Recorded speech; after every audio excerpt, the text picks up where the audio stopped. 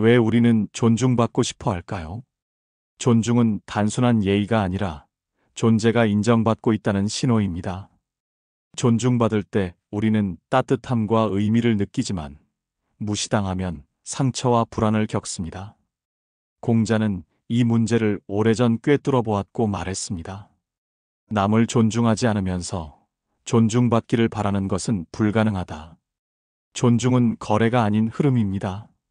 내가 먼저 베푼 존중이 상대를 움직이고 그 존중이 다시 나에게 되돌아옵니다. 그래서 존중은 시작이자 결과이며 관계의 본질입니다. 누군가의 마음을 얻고 싶다면 먼저 그의 가치를 인정해야 합니다. 그 인정이 곧 존중입니다. 존중을 받으면 사람은 경계심을 내려놓고 마음을 열며 관계는 깊어집니다. 오늘날 우리는 빠른 소통에 익숙해 존중을 표현할 기회가 줄었습니다.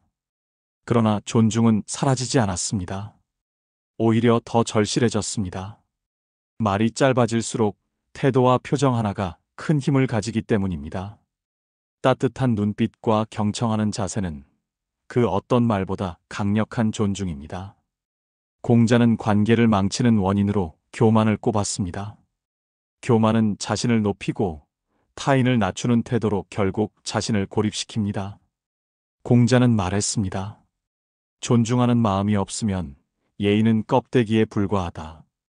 존중은 말의 형식이 아니라 마음에서 시작됩니다. 작은 배려가 결국 나를 존중받는 사람으로 만들어줍니다. 존중은 인간관계의 기본이지만 지키기 어려운 덕목입니다. 우리는 감정에 휩쓸려 존중을 잊습니다. 화가 나면 말을 자르고 비난하며 바쁘다는 이유로 상대의 의견을 무시합니다. 이런 순간이 쌓이면 상대는 존중받지 못했다고 느끼고 거리를 둡니다. 공자는 이를 알고 말했습니다. 예의가 없는 말은 칼과 같다. 존중 없는 말은 상대의 마음을 베어냅니다. 무심한 태도는 작은 것 같아도 상대에게는 큰 상처가 됩니다. 존중은 결국 상대의 자리를 인정하는 일입니다. 상대의 말이 내 기준에서 사소해 보여도 그에게는 소중할 수 있습니다. 의견이 달라도 틀렸다고 단정하지 않는 태도, 그것이 존중입니다. 공자는 존중을 통해 사회와 관계의 질서를 세웠습니다. 존중은 균형입니다. 나만 앞세우지 않고 상대에게도 자리를 내주며 내 목소리만 높이지 않고 상대의 목소리도 듣는 균형. 그 균형이 관계를 오래가게 합니다.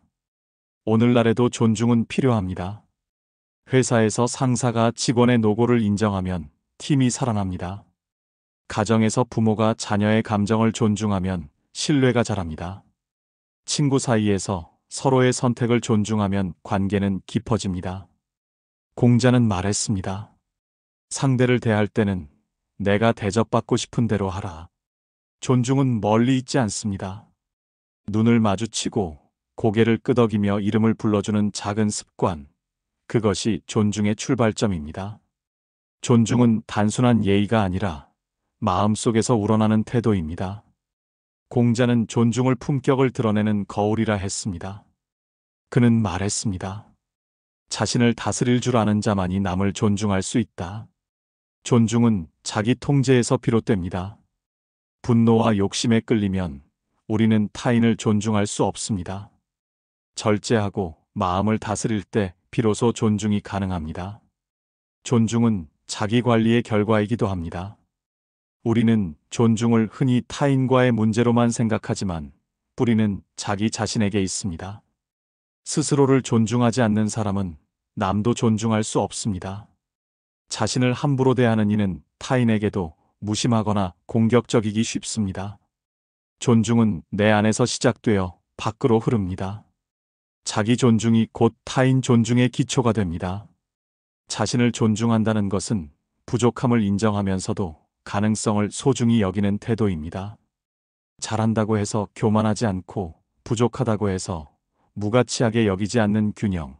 이것이 자기 존중입니다. 공자는 인간관계의 핵심을 이 균형에서 찾았습니다.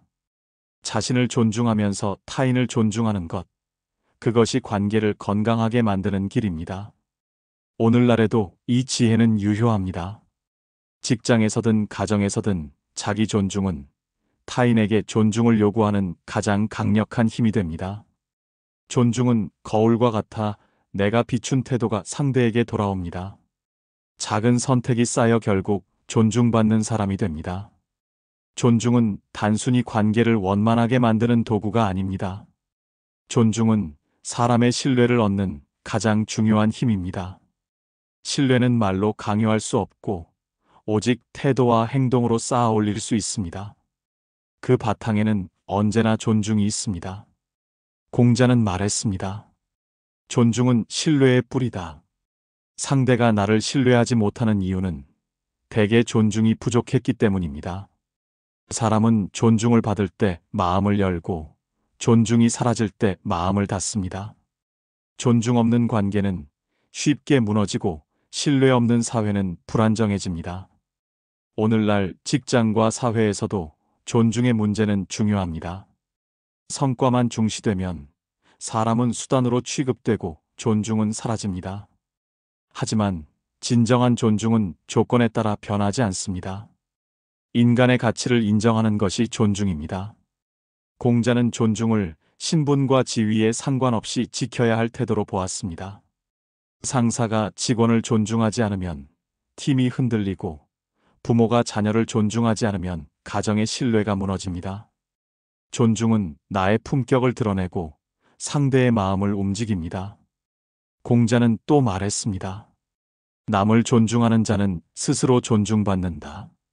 존중은 일방적 희생이 아니라 결국 나에게 돌아오는 힘입니다. 존중은 신뢰를 부르고 신뢰는 나의 자리를 지켜줍니다. 오늘 내가 보인 존중은 내일 나를 지켜줄 방패가 됩니다. 존중은 말보다 행동에서 더 뚜렷하게 드러납니다. 아무리 좋은 말을 해도 행동이 따르지 않으면 존중은 공허해집니다. 사람들은 언어보다 태도에서 더 많은 것을 읽습니다. 따뜻한 말보다 무심한 시선 하나가 오래 남습니다. 존중은 말이 아니라 일상 속에서 증명됩니다. 공자는 말했습니다. 행동이 따르지 않는 말은 공허하다. 존중도 그렇습니다. 존중을 말하면서 무시하는 태도를 보이면 관계는 무너집니다. 작은 행동들이 쌓여 진심이 드러납니다. 상대가 말할 때 고개를 끄덕여주는 것, 바쁘더라도 잠시 멈추어 배려하는 것, 이 사소한 실천이 존중입니다. 공자는 예의와 존중을 분리하지 않았습니다. 예의는 형식이고 존중은 그 안의 마음입니다. 진심 없는 예의는 껍데기에 불과합니다. 현대 사회에서는 속도와 효율이 강조되며 존중이 희미해졌습니다. 하지만 이런 환경일수록 존중은 더 필요합니다. 잠시 멈추어 상대를 바라보는 그 순간 신뢰가 자라납니다. 공자는 말했습니다. 존중이 사라지면 사람은 흩어진다. 존중은 관계를 묶는 힘이자 사회를 지탱하는 조건입니다. 가정에서든 직장에서든 존중이 없으면 모든 것이 무너집니다. 존중은 특별한 기술이 아니라 매일의 선택입니다. 그 선택이 쌓여 결국 내가 존중받는 사람으로 만들어줍니다. 존중은 인간관계의 기술이 아니라 인간 본성을 드러내는 지혜입니다. 우리는 누구나 존중받고 싶어 하지만 공자는 말했습니다. 존중받고 싶다면 먼저 존중하라. 존중은 씨앗과 같습니다. 뿌리지 않고는 열매를 얻을 수 없습니다. 내가 존중을 주지 않으면서 존중을 기대한다면 관계는 깊어지지 않습니다. 존중은 주고받는 흐름 속에서만 존재합니다. 내가 존중을 실천하면 상대의 마음이 열리고 신뢰가 쌓이며 결국 나에게 존중이 돌아옵니다. 존중은 멀리 있지 않습니다. 상대의 말을 끝까지 들어주는 것, 눈을 맞추고 고개를 끄덕여주는 것, 감정을 부정하지 않고 인정하는 것, 모두 존중의 표현입니다. 공자는 존중을 사회의 기초로 보았습니다. 존중 없는 가정은 불화로 가득 차고 존중 없는 직장은 갈등으로 흔들리며 존중 없는 사회는 분열에 빠집니다. 존중은 예절이 아니라 공동체를 지키는 힘입니다. 존중받을 때 우리는 자신의 가치를 확인하고, 존중할 때 우리는 관계 속에서 성장합니다.